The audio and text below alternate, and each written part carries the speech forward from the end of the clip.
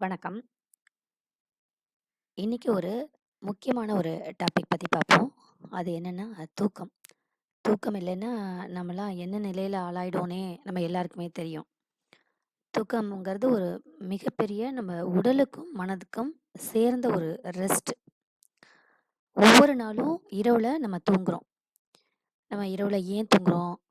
தூங்குன பிறகு நமக்கு என்ன நடக்குது? இத பத்திலாம் நம்ம பார்ப்போம். தூங்குவது என்பது ஆரம்பத்துல ஒரு விசித்திரமான செயலா தான் தெரிஞ்சது. நம்முடைய மனித இனத்தின் பரிணாம வளர்ச்சி ஒரு மற்றும் அதோடைய உயிர் வாழ்வு நிலையில் இருக்கக்கூடிய ஒரு விஷயம். பல மணி நேரம் நம்ம இரவுல தூங்கும்போது நம்மளுடைய உடலையும் மனதையும் ஆரோக்கியமா வச்சிருக்கு. தூக்கம் நம் முன்னோர்களை வனவிலங்குகள் தாக்குதலுக்கு ஆளாக்குனது அப்படின்னு சொன்னாங்க. தூங்கும்போது மிகப்பெரிய அந்த காலத்துல வீடுகள் ஆரம்ப நிலையில இல்ல. அவங்க ஒரு குடிசையில படுத்து உறங்கும்போது அவர்களுக்கான பாதுகாப்பு இல்ல. வனவிலங்குகள் அவங்கள சாப்பிட்ரும். ஸோ தூங்குனா நமக்கு பாதுகாப்பு இல்ல அப்படின்னும் ஒரு நிலை இருந்தது. ஆனாலும் அந்த விலங்குகள் கூட தூங்கும்போது உயிர் இழக்கும். இருந்தாலும் விலங்குகள், மனிதர்கள் எல்லோருமே தூக்கத்திற்கான ஒரு இடத்தை தந்துதான் ஆகணும். அப்பதான் அவங்க மீண்டும் உயிர் பிழைத்தது போல் அ நன்றாக அவர்கள் செயலாக்க முடியும். நம்ம எல்லாருக்குமே தூக்கங்கிறது பிடிக்கும். ஏன்னா, ஒவ்வொரு நாளும் நடக்கக்கூடிய நெறைய பிரச்சனைகள் எல்லாம் ஓரத்துல வச்சுட்டு, நாம் அமைதியை தேடக்கூடிய ஒரு இடம் தான் நமக்கு தூக்கமா இருக்கு. ஒவ்வொரு மனிதர்களும் சராசரியாக தன்னுடைய வாழ்நாள்ல 3ல் ஒரு பகுதிய தூங்கி தான் கழிக்கிறாங்க. ஆனாலும், ஏன் நம்ம இரவுல மட்டும் தூங்குறோம்? அப்படிங்கிற கேள்வி இருக்கு. ஆரம்பத்துல மனிதர்கள் என்ன நெனைச்சாங்க அப்படின்னா, சூரிய ஒளியில் மட்டும் தான் மூளை வேலை செய்யும். தூங்கும்போது மூளை வேலை செய்யாது. வெளிச்சம் குறையும்போது மூளை தானாகவே ஆஃப் ஆயிடுது அப்படின்னும் நெனைச்சாங்க. அதன் பிறகு ஏற்பட்ட அறிவியல் வளர்ச்சிக்கு பிறகு தூக்கத்திற்கான காரணங்கள் கண்டறியப்பட்டுச்சு.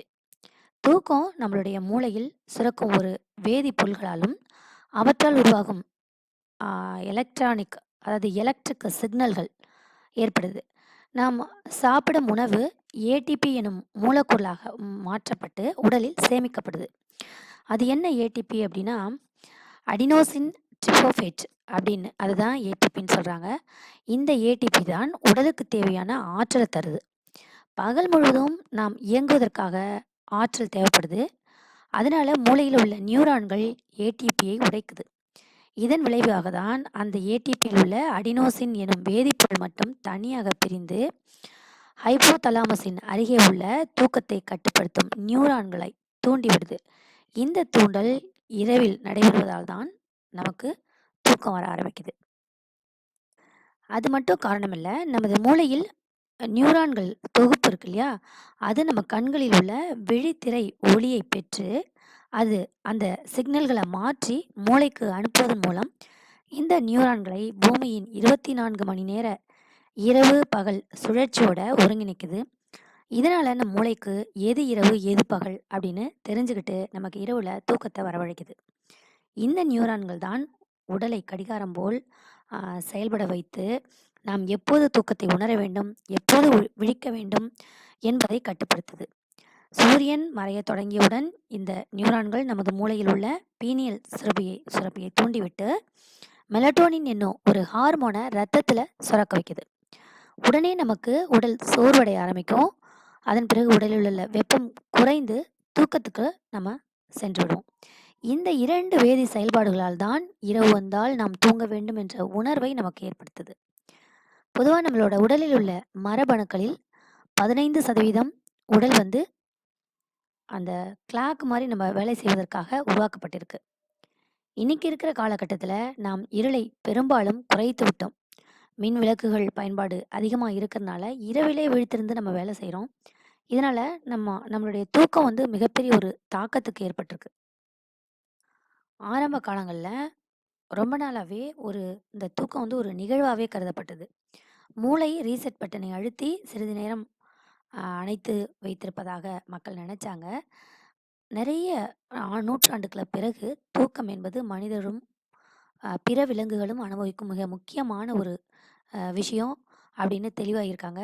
நாம் தூங்கும்போது அ எந்த வேலையும் செய்யாது போல் தோன்றும். ஆனால் நம்மளுடைய நரம்பியல் வேறு விஷயங்கள சொல்லுது.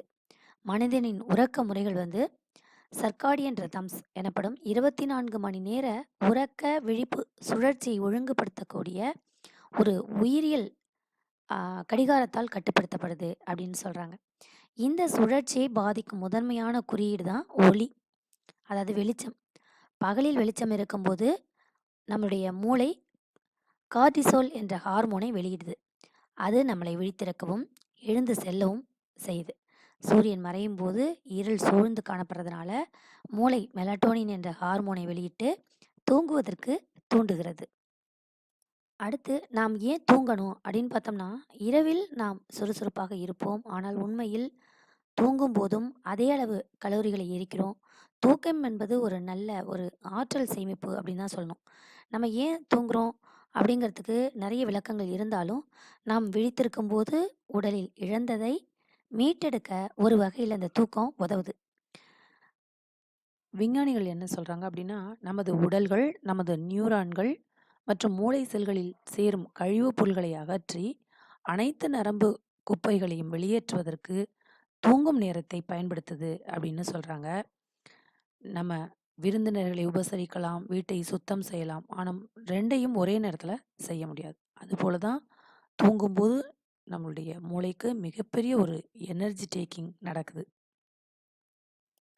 நாம் தூக்கத்தின் மிகப்பெரிய நன்மை என்ன அப்படின்னா, தகவலை செயலாக்குவதும், நாள் முழுவதும் நினைவுகளை உருவாக்குவதாம் இருக்கலாம். ஆனா, தூங்கும்போது மூளை வந்து ரொம்ப பிஸியா இருக்கு. நாம் பகல்ல எடுக்கும் அனைத்து தகவல்களையும் ஒருங்கிணைத்து, பின்னர் பயன்பாட்டுக்கு வரும் ஒரு கன்சாலேஷன் கோப்புகளா அனுப்புது. முக்கியமா நாம் இரவு நேரத்துல தொடர்ந்து அதிக வெளிச்சத்துல இருக்கும்போது, நமது மூளை அந்த சூரிய ஒளி என்று நினைச்சுக்கிட்டு குழம்பிடுது. நம்ம வந்து இயற்கையையும் குழப்பிடுறோம் பார்த்துக்கோங்க. அதனால மெலட்டோனின் ஹார்மோனை சுரக்க விடாமல் தடுத்து, தூக்கம் வரவிடாமல் செய்தது. செயற்கை ஒளியால் ஏற்படும் தூக்க பற்றாக்குறை வந்து மனித உடல்ல மன அழுத்தம், இதய நோய், புற்றுநோய், நீரிழிவு போன்றவற்றுக்கு காரணமா அமையுது அப்படின்னு சொல்றாங்க விஞ்ஞானிகள்.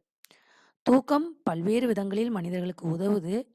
நம்மளுடைய ரிப்பேர் ஆன செல்கள் நாம் தூங்கும்போது தன்னை சரி செய்து கொள்ளுது. உடல் இயக்கத்துக்கு வேண்டிய புரதத்தையும் தூங்கும்போது தான் உடல் அதிகம் உருவாக்குது. நமது நியூரான்களில் சேர்ந்திருக்கும் கழிவுகளும் தூக்கத்தின் போது வெளியேறுது.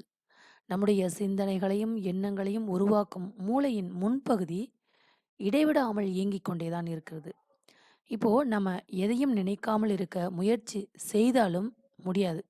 அதுபோலதான் நாம் எதையுமே நினைக்கக்கூடாது கூடாது என்று நினைக்கும் போதுதான் அதிக சிந்தனைகள் நமக்கு உருவாகும். ஆனால் தூக்கம்தான் மூளைக்கு ஓய்வளிக்கும் ஒரே செயல்பாடு. அதற்காக மூளை சுத்தமாக வேலை செய்யாது அப்படின்னு நம்ம நினைச்சிட முடியாது. மூளையின் வெவ்வேறு பகுதிகள் ஓய்வெடுத்துக் கொள்ளும். ஒரு சில பகுதிகள் கண்டிப்பாக பணி செய்யும். பொதுவான ஒரு விஷயம் படி பார்த்தோம்னா, உயிரினங்களுக்கு முதல்ல தூக்கம் எப்போது கிடைச்சது அப்படின்னு விஞ்ஞானிகள் ஒரு ஆய்வு செஞ்சாங்க. அது எப்படின்னா, புழுக்கள் வந்து ஒவ்வொரு இரவும் உணவுக்காக கடலின் மேற்பரப்புக்கு வருது. அதாவது கடல்ல இருக்கக்கூடிய புழுக்கள். ஆனால் பகல்ல வெளிச்சம் வந்தோனே ஆழத்திற்கு சென்று மறைந்து விடுது.